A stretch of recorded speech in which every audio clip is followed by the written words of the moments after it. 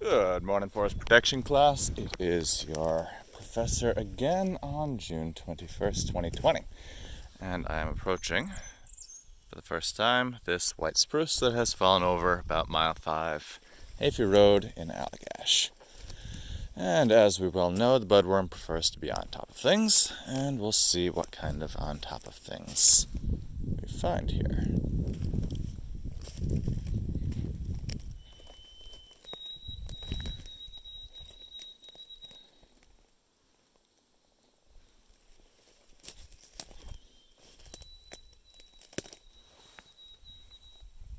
Hello there. Oh, that is not a budworm. See the stripes? Budworm do not have stripes. That is other defoliator. Still munching on the spruce, but not our primary issue here.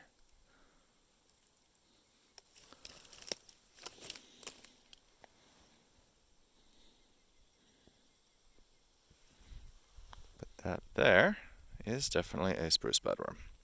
See, 4 white dots on the back.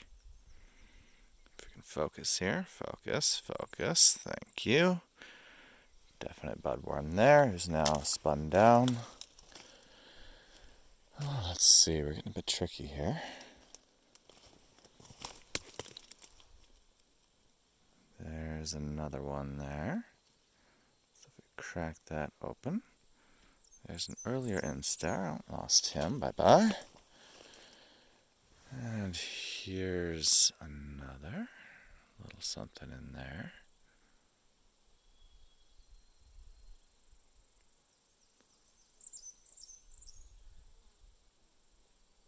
I don't see anybody home in that one. Boy, just a little bit crispy here. But there's a nice big fat one right there. Let's see, I'll zoom back out here so we can all see. There's our buddy the budworm. And he's tried to spin down, but it's just spun into the hand. Let's see who else we can find in here.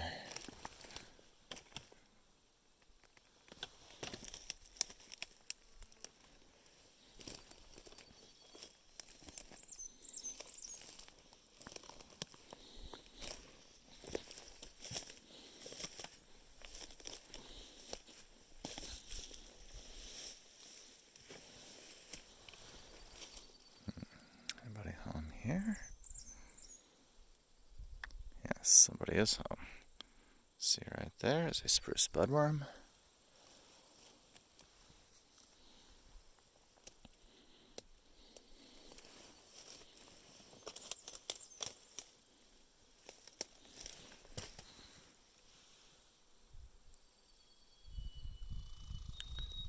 There's a younger one there, but 4 white dots on the back.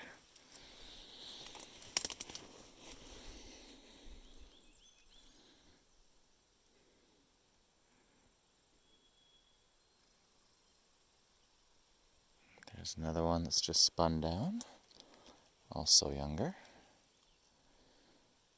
I'm going just by size there, saying younger versus larger. As you see a bunch of these, you'll get used to their sizes, but if you're being strictly scientific about it, you're supposed to measure the size of the head capsule because the body size does not correlate perfectly. What do we have here? Looks like we've got a big one there. And he's spun down there. Oh, and he's mad at me. He's thrown up on me. So that's the famous budworm spit. They spit when stressed, and they spit at each other to fight over branches. And all that is just chewed up spruce juice, so don't worry about it. Yeah, so I think we've found 6 or 8 on here so far. And I would guess there's a lot more that I haven't found. But just looking at this, oh yeah, there's another one right there. So looking at this, we can tell there is a population on this. Let's see some old pollen cones here. Some newer pollen cones here.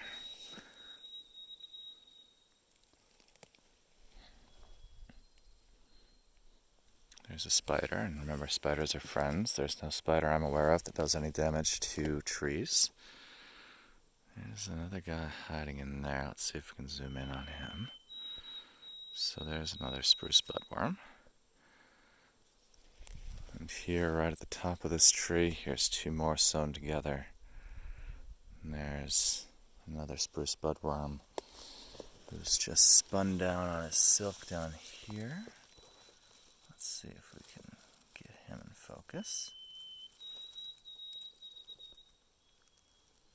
So like the other one, he's trying to climb his way back up into the tree. Let's see how many more we can find here. It's of course much easier with two hands, but this camera zooms in much better, so we're using this one instead of the GoPro. Right at the top here. Anybody home? I don't see anybody home there.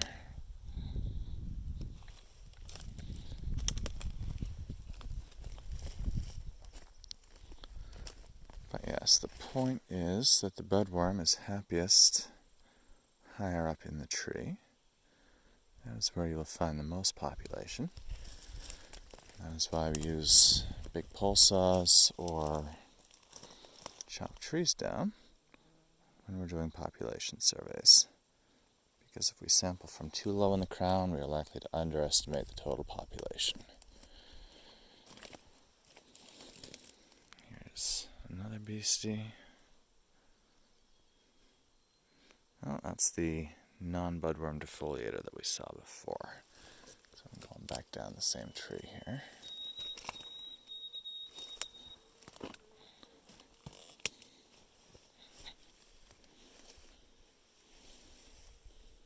So down here in the lower crown, we do still expect to find budworm.